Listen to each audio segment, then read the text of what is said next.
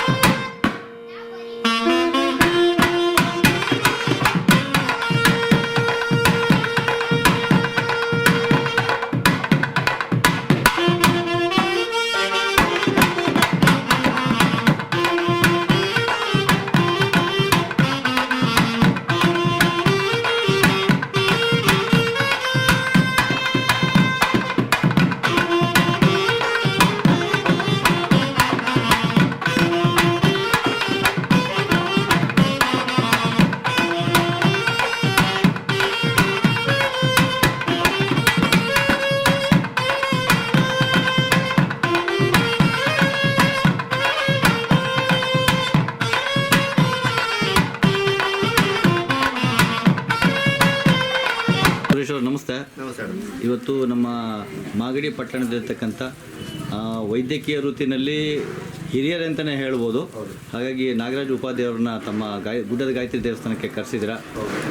ಈ ಒಂದು ವಿಶ್ವಾಸದಲ್ಲಿ ಅವ್ರಿಗೆ ತಾವು ಏನು ಹೇಳಕ್ಕೆ ಬರ್ತೀರಾ ಸರ್? ಯಾವತ್ತಕ್ಕೋಸ್ಕರ ಕರೆಸಿದ್ದೀರಾ? ಸಾಧನೆ ಮತ್ತು ನಮ್ಮವರ ಪರಿಚಯ. ನಾನು SLC ಇದ್ದಾಗಲಿಂದ ಅವರು ನಮ್ಮ ಪರಿಚಯ. 86ನೇ ಇಸ್ವಿಯಿಂದನೂ ನಾವು ಹೋದ್ವಿ. 89ರಲ್ಲಿ ನನ್ನ ಕಾಲು ಹೊಲಿಗೆ ಹಾಕಿದ್ದು ಮೊದಲನೇದೇ ಅವರು. ಅವತ್ತಿನ ಇವತ್ತವರೆಗೂ ಪ್ರತಿಯೊಂದು ವಿಚಾರದಲ್ಲಿ, ಆರೋಗ್ಯದ ವಿಚಾರದಲ್ಲಿ ನಮ್ಮನ್ನು ತುಂಬ ಚೆನ್ನಾಗಿ ನೋಡ್ಕೊಂಡಿದ್ದಾರೆ. ಒಂದು ಪ್ರೀತಿ ವಿಶ್ವಾಸಕ್ಕೋಸ್ಕರ ಇವತ್ತೇನೋ ಒಂದು ಸಣ್ಣ ಒಂದು ಕಾರ್ಯಕ್ರಮ ಮಾಡಬೇಕು ಅಂತ ಇಲ್ಲಿಗೆ ಕರ್ಕೊಂಡು, ಮತ್ತು ಹುಡುಗರಿಗೆಲ್ಲ ಹೇಳಿ ಒಂದು ದಾಸೋಹ ಮಾಡಿಸ್ಬೇಕು, ಹುಡುಗರಿಗೆ ಒಂದು ಊಟದ ವ್ಯವಸ್ಥೆ ಮಾಡಬೇಕು ಅಂತ ಆಸೆ ಇತ್ತು. ಅದೊಂದಕ್ಕೋಸ್ಕರ ಇವತ್ತು ನಮ್ಮ ಸಾಧನೆ ಇಲ್ಲಿಗೆ ಕಾತ್ಕೊಂಡಿರೋದು. ಸರ್ ಅವರೇ, ತಾವು ಮಾಗಡಿನಲ್ಲಿ ವೈದ್ಯಕೀಯ ವೃತ್ತಿಯನ್ನು ನಾನು ಕಂಡಾಗ ಕೂಡ ತುಂಬ ನೀವು ಮೈಸೂರು ಡಾಕ್ಟ್ರು ಅಂತಲೇ ಹೆಸರುವಾಸಿಯಾಗಿರ್ತಕ್ಕಂಥ ಸುಬ್ರಹ್ಮಣ್ಯ ಡಾಕ್ಟರ್ ಹತ್ರ ತಾವು ಪ್ರಾಕ್ಟೀಸನ್ನು ಮಾಡಿ ಇಲ್ಲಿವರೆಗೂ ಸಾಕಷ್ಟು ಜನಗಳ ಸೇವೆಯನ್ನು ಕೂಡ ಮಾಡಿದ್ದೀರಾ. ಸಾಕಷ್ಟು ಜನ ಆರೋಗ್ಯದ ಸುಸ್ಥಿತಿಯಲ್ಲೂ ಕೂಡ ಇಟ್ಟಿದ್ದೀರಾ. ಅದ್ರ ಬಗ್ಗೆ ತಾವೇನು ಹೇಳ್ತೀರಾ ಸರ್?